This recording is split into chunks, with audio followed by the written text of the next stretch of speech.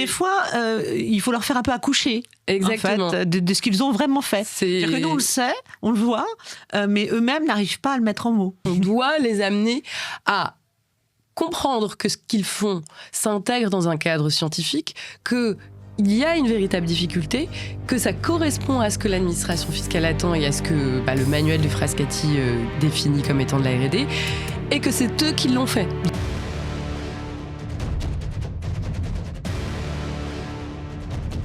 Bonjour à tous et bienvenue dans les récits d'innovation sociale d'Ether. Aujourd'hui, nous avons le grand plaisir d'accueillir Zakia. Zakia qui fait partie de l'équipe. Et la première chose que je vais te demander, Zakia, comme je demande à chacun de mes invités, c'est de te présenter, de nous raconter un peu ce que tu fais, d'où tu viens et ce que tu fais chez Ether. Merci Clarisse. Donc bonjour à tous. Je suis Zakia Ibatala. Je suis avocate fiscaliste. J'ai rejoint Ether, ça fait maintenant un peu plus de 3 ans et demi. Moi j'ai eu un parcours assez classique d'étudiante en droit. J'ai fait mes études, le master, le CRFPA, et ensuite je me suis un peu cherchée justement par rapport à la fiscalité. Ça m'avait assez intéressée parce que justement ce lien entre les chiffres et les lettres, je trouve ça assez intéressant étant une fille très pragmatique qui s'intéresse aux chiffres. Et donc, dans mon parcours, j'ai eu l'occasion justement de côtoyer différents types de structures, autant des grands cabinets que des petites structures. Et donc, fin 2022, j'ai rencontré Clarisse et Estelle, justement dans cet objectif-là de repenser ma manière d'exercer la profession, parce que j'ai été passée par des gros cabinets, EY, et ensuite des beaucoup plus petites structures pour faire justement du droit plus généraliste. Et là, ça a été un peu, je dirais comme, c'est tombé à un moment... C'est tombé au moment parfait, en fait. J'ai envie de dire que ça pouvait pas mieux tomber. Et c'est réciproque d'ailleurs, je le raconterai après. Parce que avant ça, j'avais fait justement 1 an de pause après mes premiers débuts en tant qu'avocate pour justement me questionner sur comment est-ce que j'ai envie de travailler, qu'est-ce qui me correspond et où est-ce que je vais aller dans ma carrière professionnelle, sachant que je pense que pour les avocats, les jeunes avocats, c'est vraiment une question qui se pose assez souvent, de plus en plus souvent, celle du sens et celle de comment est-ce qu'on souhaite exercer. Et ça a vraiment été l'année justement où je me suis questionnée et j'ai repris une collaboration pour tester autre chose. Et finalement, ça ne me correspondait pas. Et c'est à ce moment-là que j'ai rencontré donc Clarisse et Notre Estelle. annonce. Exactement. Je suis tombée sur l'annonce LinkedIn et je me suis dit, je vois les profils des personnes qui sont dans ce cabinet. La structure a l'air nouvelle. Ça a l'air d'être un projet nouveau. Et je pense que c'est ce que je recherche. Parce que justement, ce qui m'intéresse, alors... La profession d'avocat, on parle souvent de poser sa plaque, de mettre en individuel. Moi, c'est pas forcément quelque chose qui m'intéresse. J'aime beaucoup le collectif. J'aime un projet collectif, travailler ensemble et avoir une idée justement qui va me porter et qui va faire que je vais investir mon énergie et vouloir avancer avec les personnes avec lesquelles j'apprécie de travailler pour ce projet-là. Donc, c'est à ce moment que j'ai rencontré, que j'ai postulé, que je vous ai rencontré. C'est ça. Et qu'on a matché. Et voilà. Qu'on a matché. Alors, t'es notre toute première salariée, si je puis dire, parce que t'es pas salariée, mais collaboratrice, oui, pour être précise, puisque d'autres sont salariés, mais toi, tu l'es pas. Donc, collaboratrice, et c'est vrai qu'on était, mais je dirais... presque avant le début, quoi.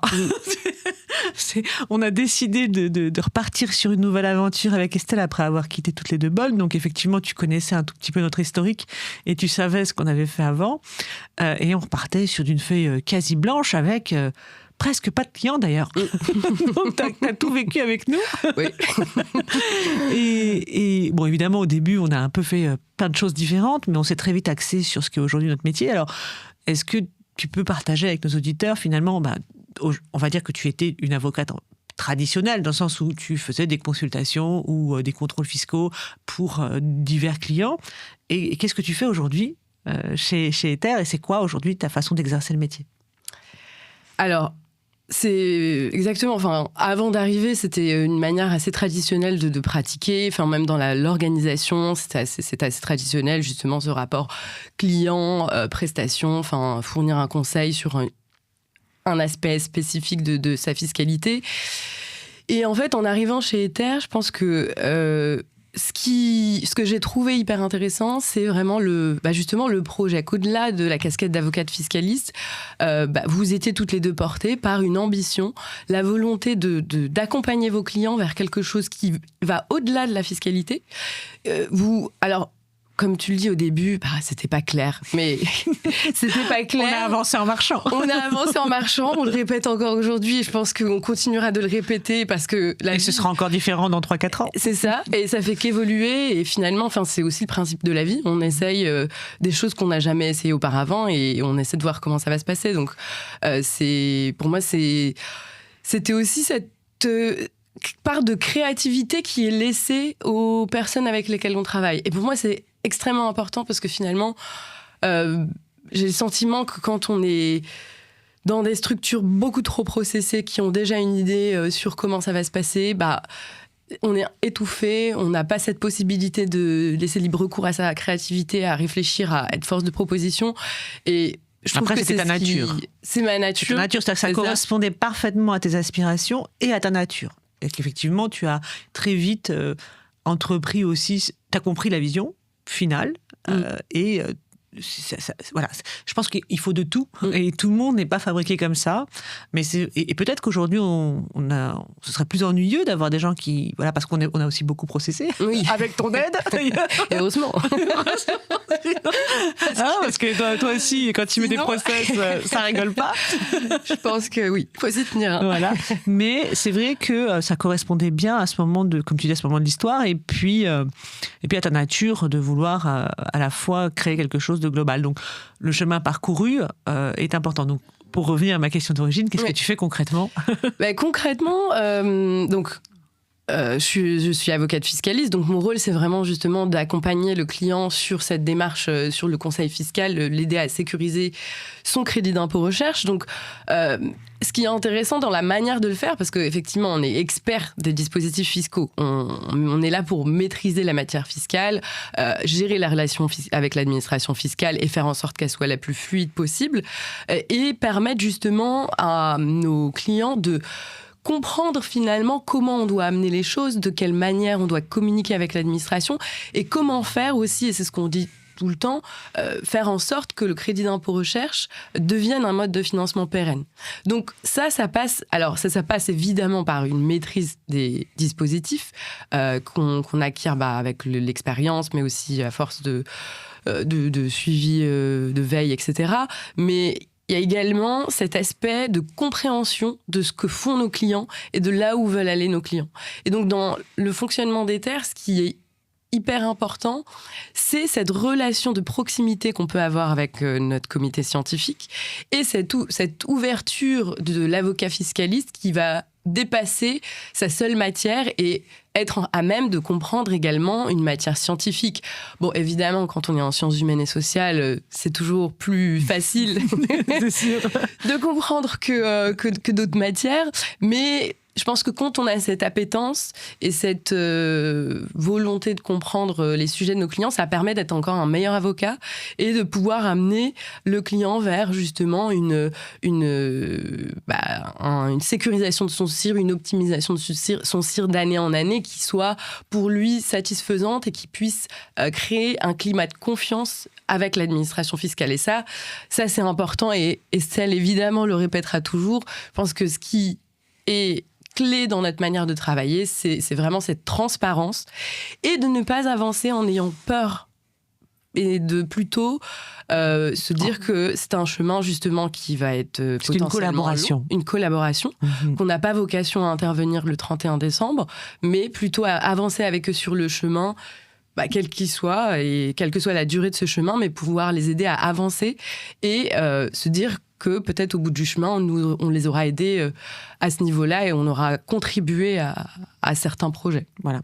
L'idée, c'est ce qu'on dit souvent chez nous, c'est qu'on n'est pas là uniquement pour aller chercher du crédit d'impôt recherche, mais vraiment structurer de la R&D, parce que c'est ça qui permet d'avoir plus de compétitivité pour l'entreprise. Et structurer de la R&D, ça a besoin de financement. Et le CIR est une source de financement pérenne, ce que tu as très clairement dit et ce que l'entreprise doit comprendre. Mais pour ça, elle doit connaître les codes. Et c'est là où toi, tu es experte. Mais effectivement, là où tu as raison, c'est que tu es experte en fiscalité, mais aussi, bien sûr, tu connais les règles du manuel de Frascati, qui sont des règles plus scientifiques en réalité. D'abord parce qu'au départ, tu étais un peu au four et au moulin. C'était le concept d'une boîte en création. Donc tu aidais énormément les docteurs sur leurs propres projets. Donc forcément, c'était un peu multitâche. Et c'est bien parce que tu as pu d'ailleurs comprendre ce qu'ils font. Mais je dis souvent que, et je ne sais pas ce que tu en penses maintenant avec le recul, parce que ça fait 3 ans et demi, c'est quand même une petite tranche de vie maintenant. Notre posture, finalement, c'est la même que l'inspecteur des impôts. C'est-à-dire qu'on se positionne vis-à-vis de l'entreprise comme un inspecteur des impôts qui, finalement, a toute possibilité de décider au départ. Hein. Je veux dire, le ministère de la Recherche, c'est du plus pour l'inspecteur. Mais c'est lui qui vient initialement regarder les dossiers. Et c'est là où nous, on va expliquer aux entreprises comment fonctionne l'administration et pourquoi c'est un partenaire et pourquoi finalement c'est presque un investisseur. Voilà. Donc concrètement, comment toi tu ressens, comment toi tu le vis vis-à-vis des clients et comment les clients te renvoient aussi cette vision des choses? Alors, je pense que ce que je constate de mes 3 ans et demi de travail, enfin en tout cas de mes échanges avec les clients, c'est qu'il y a souvent une peur justement et un sentiment d'illégitimité de la part de certains clients qui considèrent qu'ils ne sont pas justement légitimes à aller demander de l'argent public auprès de l'administration fiscale et à laquelle va pouvoir s'ajouter parfois cette crainte de subir un contrôle fiscal ou bien d'être dans le viseur d'un inspecteur des impôts une fois que cette demande aura été déposée. Je pense que c'est quelque chose qui est véhiculé parce que forcément, c'est toujours plus facile de faire peur aux gens que de leur apprendre comment bien faire les choses. Et que donc, ce qu'on va faire, c'est leur dire surtout ne faites pas ça, c'est vraiment trop compliqué. Là où notre philosophie, c'est de dire c'est normal, c'est de l'argent public qu'on vient demander, c'est financé par nos impôts. Et ce que vous devez faire pour pouvoir en bénéficier, nous, on est en mesure de vous montrer de quelle manière vous pouvez le faire, vous pouvez bien le faire. Et l'engagement que vous devez démontrer, c'est que vous voulez vous engager sur quelque chose qui est du moyen-long terme.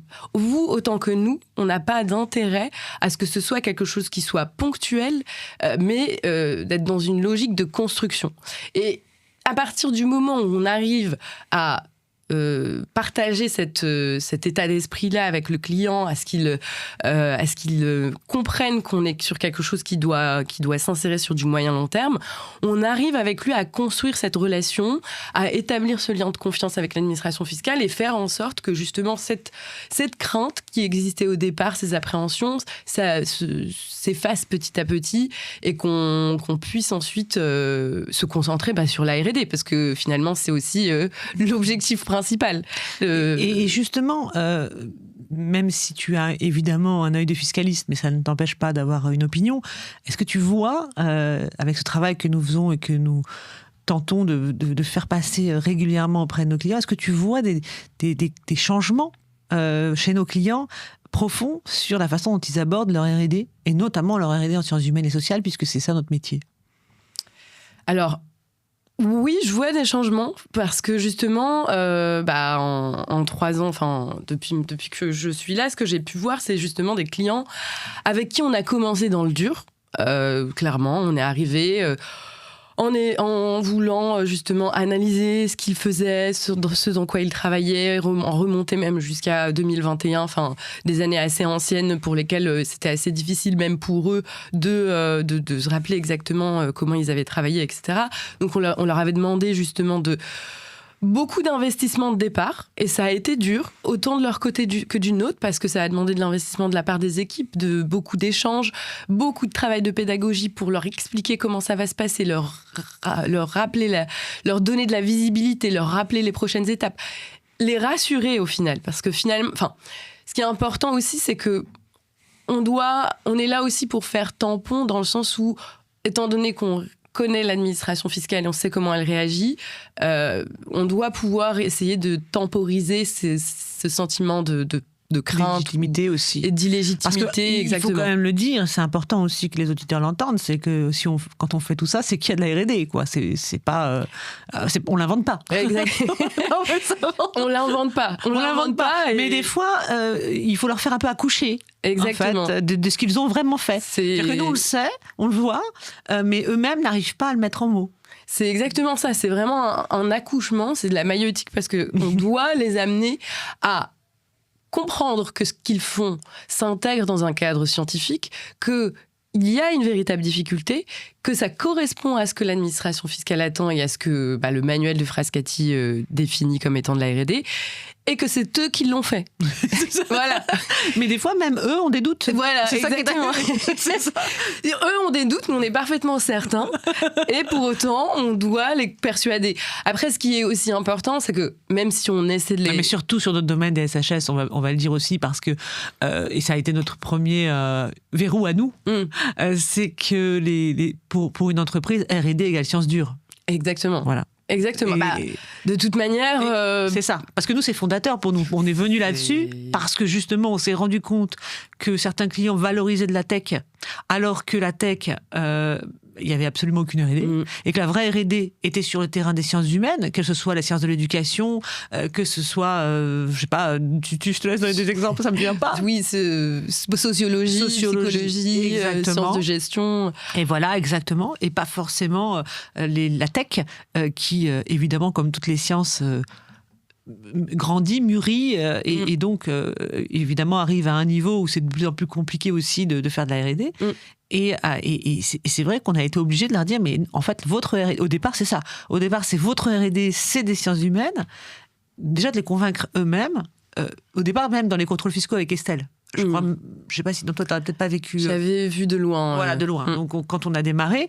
Et finalement, après, quand on se rend compte que même quand on leur dit, même quand ils disent OK, on y va, et ben, une fois qu'on est dans le dur, c'est ça en fait. Ouais. Hein. Ils ont du mal à y croire. En reculant. Ils ont du mal à y croire.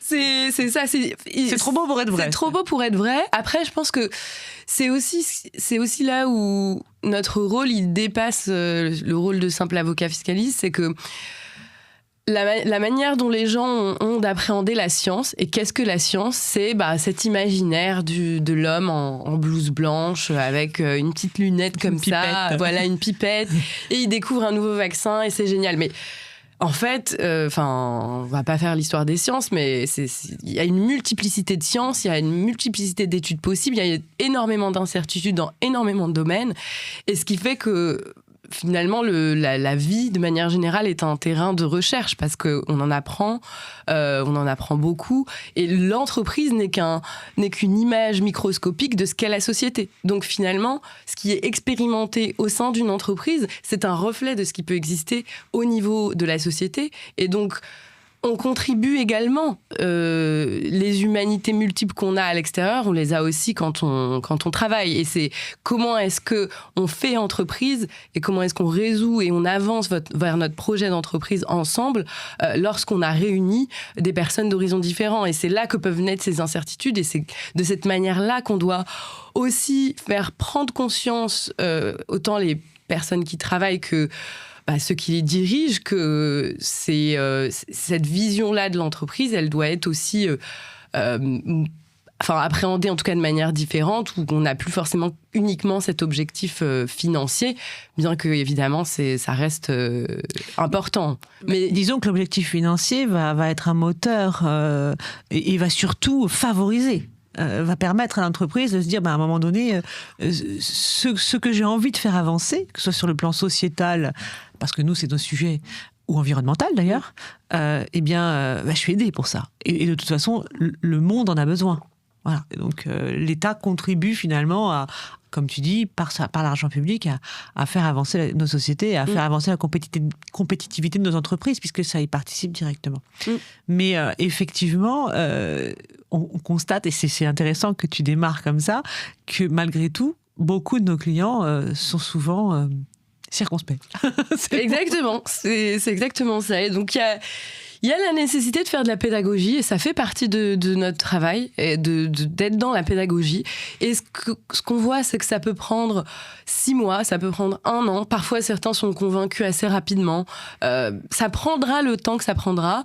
Mais ce qui est important, c'est que le client soit lui-même emporté par ce qu'on lui présente et qu'il ait vraiment foi en ce qu'il fait et qu'il ait conscience que ce qu'il fait, c'est de la R&D. Et c'est drôle ce que tu dis, parce que ça me fait penser justement au podcast qu'on a fait avec Olivier Motte, où il exprime le fait, il parle de ses apprentis à qui il apporte de la fierté, la fierté de leur métier. Et en fait, je crois que ce que tu exprimes là me laisse penser que de façon inconsciente, on apporte de la fierté à nos entreprises, c'est-à-dire on fait de la R&D et de la belle R&D. Est-ce qu'on peut le dire finalement ça ? Est-ce que toi tu le ressens comme moi ? Complètement, parce que quand on arrive et qu'on explique aussi aux salariés la portée de ce qu'ils font et de quelle manière ça peut avoir un impact, ça peut modifier la société sur le plan, la société au niveau de l'entreprise, mais aussi la société avec un grand S, c'est forcément, on se sent fier, on se dit j'appartiens à cette entreprise. Et donc, la manière de venir travailler tous les jours, ou comment on peut se sentir et comment on va se présenter en disant je travaille pour telle entreprise, ça peut complètement changer parce qu'on se reconnaît dans la manière dont l'entreprise peut être gérée, mais surtout on a le sentiment, on a cette reconnaissance finalement. Et c'est un besoin humain qu'on recherche tous. D'ailleurs, à ce sujet, est-ce que tu aurais des exemples, sans rentrer évidemment dans les détails, mais de sujets qui toi-même, tu t'es dit, quelle belle entreprise de travailler sur ces sujets-là. Est-ce qu'il y en a qui te viennent en tête ? Mais moi, ce qui me vient en tête, c'est tout ce qui touche effectivement, tout ce qui touche à justement l'isolement social, ces entreprises qui cherchent justement, qui font ce constat-là, où qu'on soit, on a des difficultés justement à faire des rencontres. Il y a un sentiment d'isolement autant chez des personnes âgées que des personnes plus jeunes, qu'on vit dans un monde hyper connecté, mais où le lien semble un peu amenuisé, coupé. Et comment est-ce que on peut essayer de résoudre, je ne sais pas, mais en tout cas proposer certaines solutions pour réduire un petit peu ces difficultés. Et on en a quelques-unes, en effet. On en a quelques-unes, et même aussi tout ce qui tourne autour de l'emploi, par exemple, pour certaines personnes qui, en situation de chômage, c'est une situation difficile, où on a ce sentiment, justement, l'estime de soi qui diminue, difficulté à valoriser aux yeux de la société cette période-là, et donc des acteurs qui viennent justement pour permettre aux personnes en situation de chômage de valoriser cette période-là, de pouvoir renforcer leur estime d'eux et d'éviter de sombrer un petit peu dans la dépression pour une période qui est déjà complexe. Et alors donc dans le travail qui est le nôtre, il y a évidemment le constat de ce que font nos clients, et puis il y a l'impact. C'est un sujet, on est encore un peu, nous, petits, dans le temps, je veux dire, mais est-ce que déjà tu le vois, tu le constates, que les faire travailler sur leur R&D sociétal, environnemental, a un impact ? Alors, je pense, oui, à notre échelle, je le sens. Déjà, le premier impact direct, c'est, on ne peut pas le négliger, l'aspect financier, le fait de pouvoir leur permettre de financer, de maintenir, à minima, pour des petites structures, j'entends, de pouvoir toujours avoir un mode de financement supplémentaire, ça les permet de continuer de se maintenir, et ça, c'est déjà énorme. Et ensuite, ce qu'on constate, c'est que la recherche amène la recherche, parce que finalement, plus on discute, plus on constate, on tire ce petit fil et on constate que initialement on avait un problème, mais on voit qu'on en a plein d'autres, qu'on n'a pas le temps d'aborder à ce stade et qu'on espère pouvoir aborder les années à venir, et on voit bien l'expansion, la croissance de l'entreprise et des nouveaux sujets qui vont intervenir. Et ça, c'est l'impact qu'on peut constater quand on voit les clients qu'on avait au départ et les sujets qu'on abordait au départ, et comment finalement ces sujets de R&D ont évolué et ont donné naissance à des nouveaux sujets. Ce qui montre que c'est des discussions qui sont quand même enrichissantes et qui les poussent à la réflexion. Et ça, c'est des moments que je constate qu'ils apprécient énormément, de pouvoir être sortis de ce quotidien-là, de réfléchir, de prendre le recul et de pouvoir finalement nourrir cette réflexion qui nourrit cette R&D qui, on met de l'eau dans le moulin. Ouais, c'est ça, exactement. Et toi, à titre personnel, c'est satisfaisant, j'imagine. C'est hyper satisfaisant parce qu'on voit l'évolution des clients qu'on accompagne. Et comme tu le dis, on est dans une collaboration. J'aime bien me dire que je travaille aux côtés d'un client qui me considère comme un partenaire et que je vais faire tout mon possible pour qu'il puisse continuer d'avancer et que je vais continuer d'avancer avec lui jusqu'à ce que peut-être l'aventure s'arrêtera un moment pour une raison ou une autre, mais en tout cas qu'on avance, qu'on fasse un bout de chemin ensemble autant que possible. Et ça change complètement la relation. Là où tu sais mieux que moi, mais en tant qu'avocat fiscaliste ou avocat de manière générale, c'est pas forcément abordé de cette manière-là. Mmh. Et ça change vraiment la dynamique parce qu'on est dans une relation.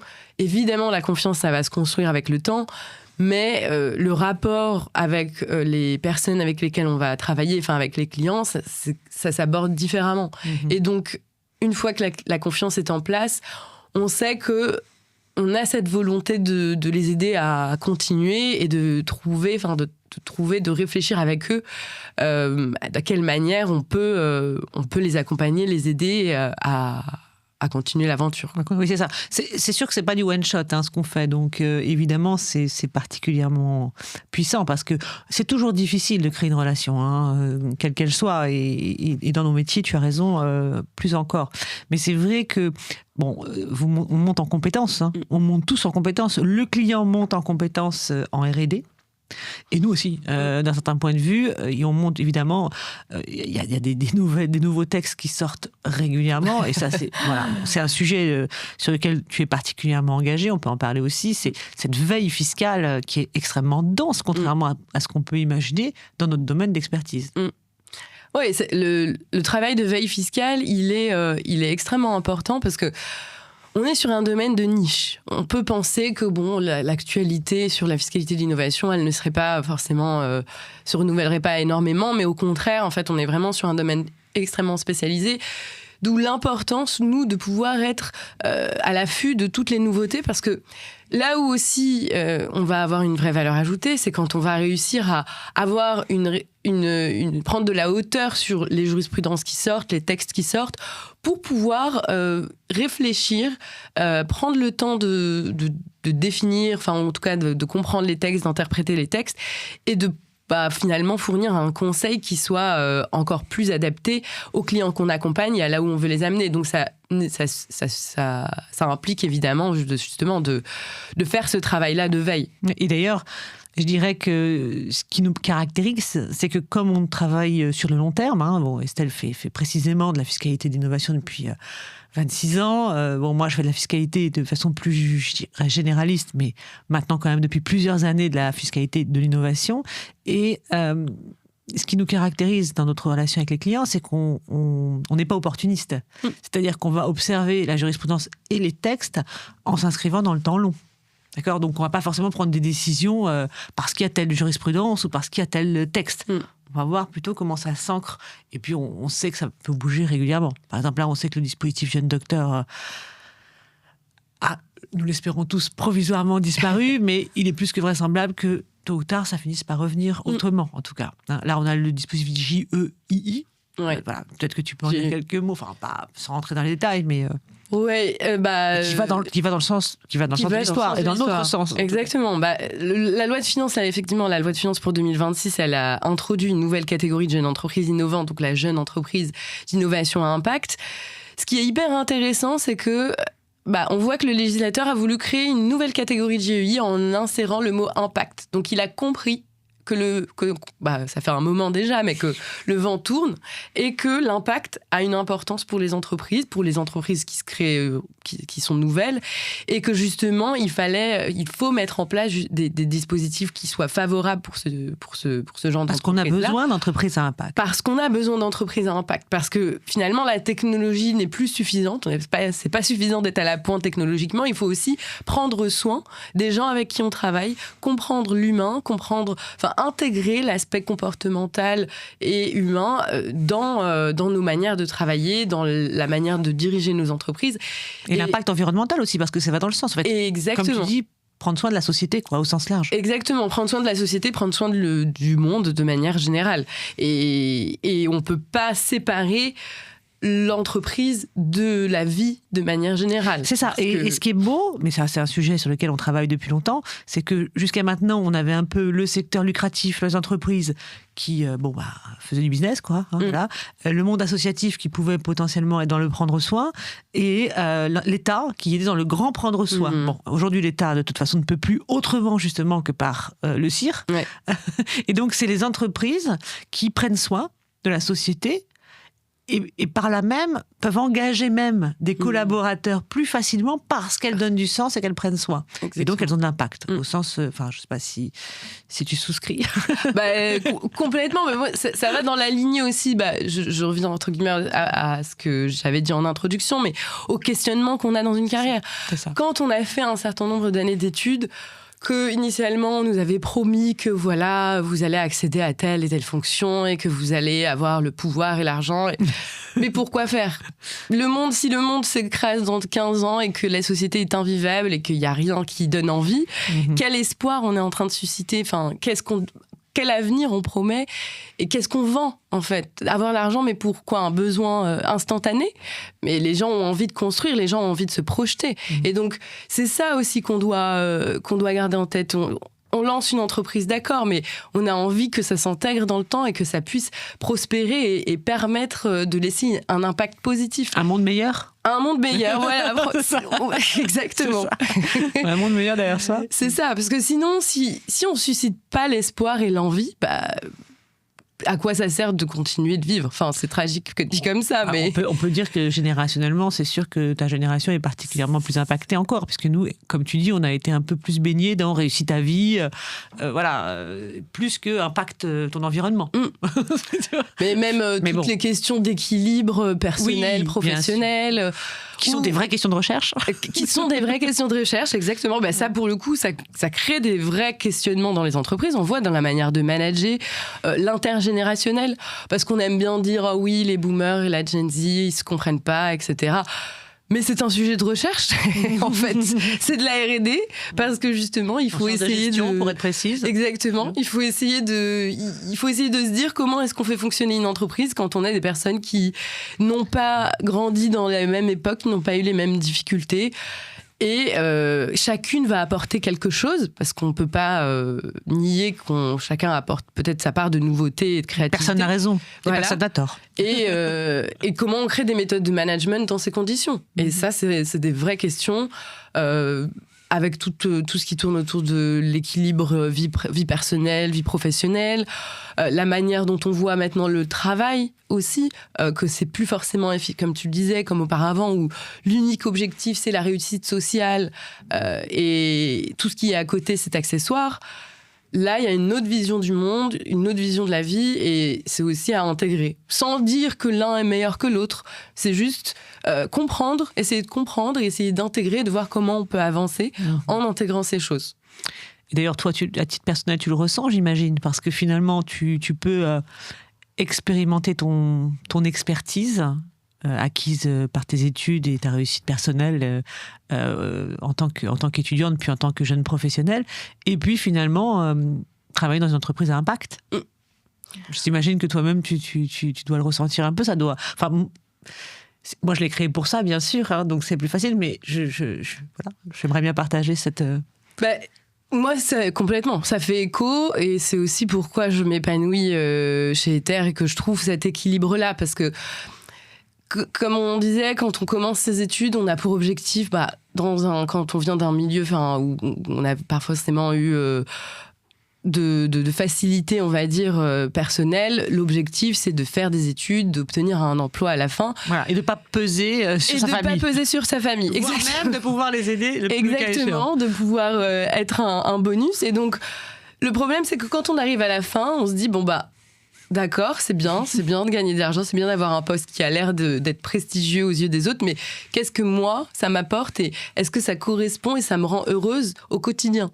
Et c'est là où la réponse non à ce moment-là intervient et qu'on se dit bon bah comment mince alors voilà, comment je fais pour mauvaise réponse. les deux. Fallait dire oui, bah non, voilà. Non mais c'est vrai que c'est pas facile. C'est pas facile. Et comment surtout je fais pour concilier les deux? Toi, tu fais partie de ces gens effectivement qui ont été chercher ce métier. C'est aussi une forme de revanche sociale. C'est-à-dire voilà, bon, je suis bien placée pour en parler. Je veux dire, voilà, on arrive à un niveau, on dit, voilà, je l'ai fait, je suis avocat. Exactement. J'ai fait, finalement, mes parents m'ont donné les moyens d'y arriver et d'avoir un statut. Mais au final, ça m'emmerde, quoi. C'est exactement ça, Et je suis fière d'être arrivée là, mais comment est-ce que je fais pour être fière et heureuse de la manière dont j'exerce? Et c'est là que, comme tu dis, quand on se retrouve chez Ether, on arrive à trouver cet équilibre. Moi, ce que je dis, c'est que pour moi, au sein d'Ether, on utilise la fiscalité au service de la recherche en sciences humaines et de la société. Vrai. Et c'est une belle manière d'utiliser la fiscalité. Et c'est là que, pour moi, il n'y a pas de honte à venir dire je suis avocate en droit fiscal, j'optimise, certes, mais les projets que je vais soutenir sont des projets qui sont intéressants, qui ont un impact pour moi, qui vont peut-être pouvoir faire la différence, et ça n'a pas de prix. En réalité, le mot optimisation, tu vois, il est très galvaudé dans notre métier, et d'ailleurs même reproché par les pouvoirs publics eux-mêmes. Mais la réalité est tout autre. C'est plutôt utiliser des dispositifs. D'abord, je vais te dire, aujourd'hui, pour être fiscaliste, il faut avoir quand même le cœur bien accroché, parce que c'est devenu de plus en plus technique, et nous, on voit bien. Et d'ailleurs, c'est là où on est aussi honnête avec la matière qu'on exerce, c'est qu'en s'ultra spécialisant dans la fiscalité, en ne faisant que de la fiscalité de l'innovation, voilà, on est à peu près sûr de notre expertise. Alors, bien sûr, d'absolu, on n'est pas interdit, il n'y a aucune interdiction à faire autre chose, mais l'avantage de l'ultra spécialisation, c'est quand même, ça rend nos décisions plus sûres et plus solides. Mais c'est finalement une parfaite compréhension de dispositifs et de donner aux entreprises et aux chefs d'entreprise, et ça c'est extrêmement important, la possibilité d'utiliser des dispositifs qui sont de droit. C'est pas un cadeau, c'est un droit. Si tu fais de la R&D, tu es éligible au CIR. On ne le vole pas. Donc, et il y en a qui le font, mais alors, il y a plusieurs façons de le faire. Il y a la façon de le faire, je dirais, sans le faire exprès, et donc avec un manque de méthodologie et donc un manque de capitalisation. Parce que c'est ça aussi. Et donc, finalement, une méconnaissance du sujet. Et puis, voilà, si c'est juste aller chercher de l'argent, c'est sûr que là, nous, on ne sera pas... Tu vois, c'est là où le mot optimisation... Nous, on n'est pas en capacité d'aller chercher du CIR si quelqu'un ne fait pas de recherche. Exactement. Voilà, il faut quand même dire les choses clairement. Ça va de pair, c'est-à-dire que... Voilà, on n'est pas non plus des magiciens, quoi. Exactement. Voilà, et il faut la volonté de le faire. Et on a déjà dit non. À plusieurs reprises. C'est ça. Voilà. Mais par contre, on est aussi en capacité, parce que c'est aussi ce qu'on fait chez Ether Impact, c'est de dire, en revanche, si vous voulez faire de la R&D, on peut vous former à faire de la R&D. Mais ça viendra plus tard, le CIR. Voilà, c'est dans l'autre sens que ça fonctionne. Mais c'est ça, c'est ça qui est intéressant. Et en tant que fiscaliste, tu as à la fois la technique, l'expertise, et tu améliores tes compétences, et en même temps, ce vrai contact avec l'entreprise. Et avec ce qu'elle fait de mieux. Oui, exactement. C'est vraiment l'état d'esprit qu'il y a et qu'on essaie d'avoir et qu'on met en œuvre au quotidien quand on travaille avec nos clients. Donc, voilà. Et alors, pour revenir juste un tout petit peu sur ces clients, est-ce que tu aurais, je ne sais pas moi, pas un nom bien sûr, mais un exemple qui t'a parlé. Alors, tu m'as parlé tout à l'heure du prendre soin. Est-ce que tu peux peut-être un peu rentrer dans les détails pour nos auditeurs, prendre un exemple vraiment concret de ce que tu as fait auprès d'eux, pas sur l'aspect fiscal, mais plutôt vraiment sur cet accompagnement de R&D? Dans ce genre de situation, effectivement, ce client-là, il existe pour aider les personnes réfugiées à s'insérer et à trouver de l'emploi en mettant en place des formations, en les formant pour des métiers qui sont en tension. Et dans un climat où c'est pas forcément subventionné, où il y a des difficultés d'accéder à des financements, mais qu'on est quand même confronté à des personnes qui sont là, qui ont besoin d'aide, on a ce type d'entreprise qui vient aider. Et ce qui est hyper intéressant, c'est justement tout ce qui est mis en place, toute la réflexion en amont qui a été posée, sur laquelle le créateur a beaucoup réfléchi, et qui a donné naissance à une entreprise. C'est ça. Et qui a donné naissance à une entreprise et qui aujourd'hui révèle qu'en fait... Une entreprise de l'économie sociale. De l'économie sociale et solidaire, oui. Économie qui... et c'est là où, ça c'est une petite fierté personnelle quand même, où on vient nous apporter vraiment des moyens de financement à une économie qui n'en a pas. Un peu d'air. Ouais, on leur apporte un peu d'air. Exactement. Et ça, c'est clairement le milieu de l'économie sociale et solidaire. Il n'y a pas une journée, quand je parle à un des clients qui travaille dans l'ESS, qui ne me dit pas qu'il a des difficultés financières.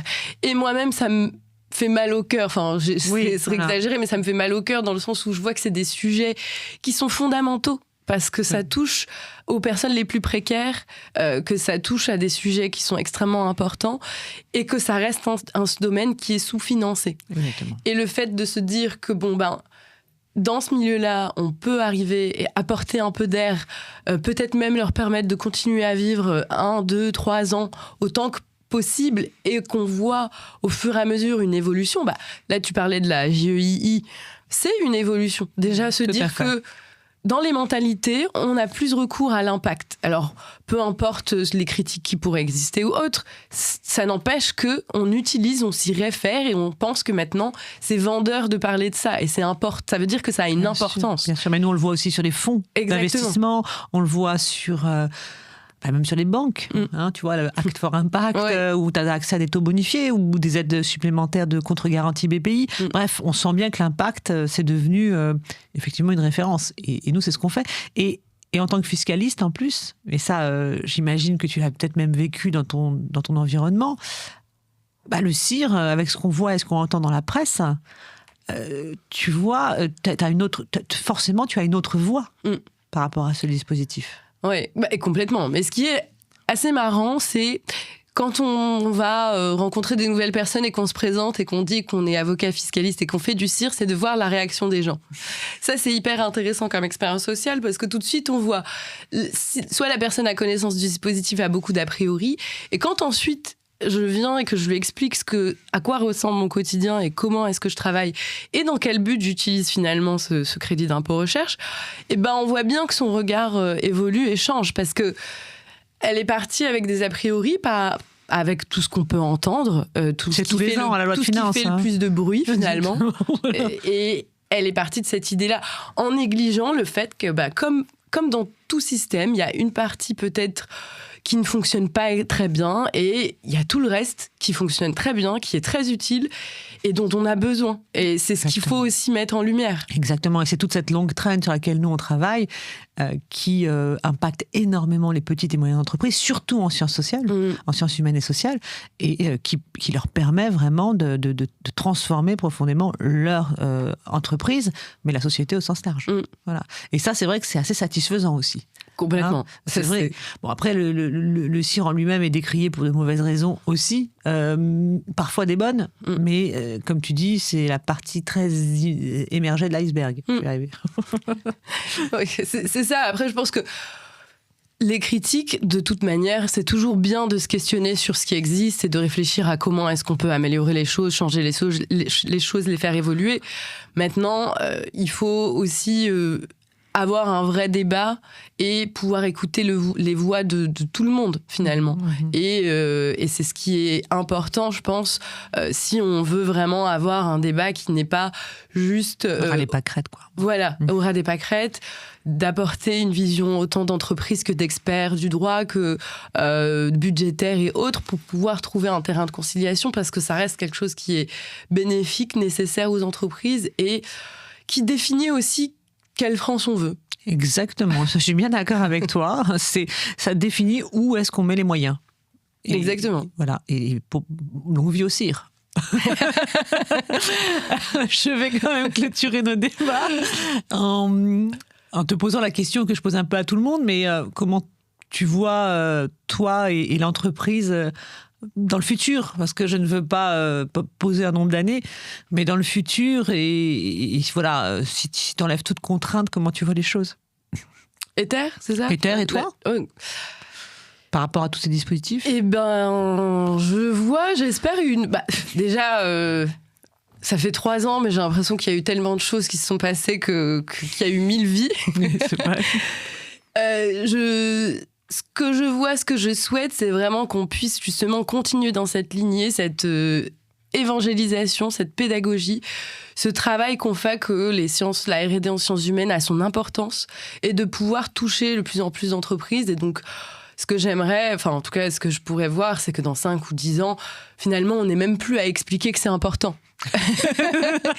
c'est les gens qui viennent vers nous et nous disent on sait que c'est important, c'est vrai. Donnez-nous votre secret et voilà comment ça se passe. Tu fais bien de le signaler parce que les clients tombent pas du ciel, ça c'est pas complètement faux, c'est ça. Tu vas aller les changer.